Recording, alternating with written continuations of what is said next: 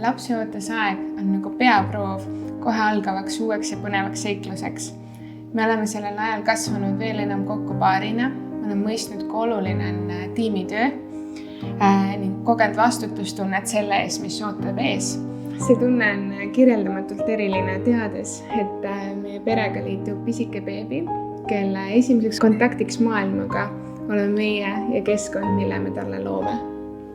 Lapseootuse ajal on väga oluline hoolitseda ka omavahelise suhte eest.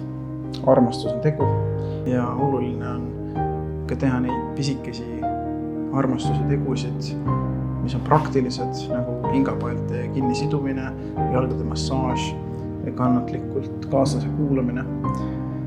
Lapseootuse ajal on iga mehe roll olla võimalikult palju oma naise kõrval ja seista temaga koos. Samuti on oluline luua kontakt oma tulevase lapsega juba siis, kui ta on kõhus. Lapseootuse ajal on väga hea võimalus kasvada oma tulevase isa rolli järk-järgult.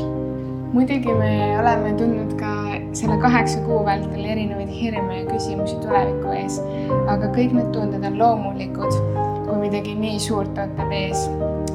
Iga hirm ja küsimus, kui sellega õigesti tegeleda, teeb meid hoopis tugevamaks. Kõige rohkem oleme sellele ootuse ajal aga mõistnud, et iga inimelu on ime.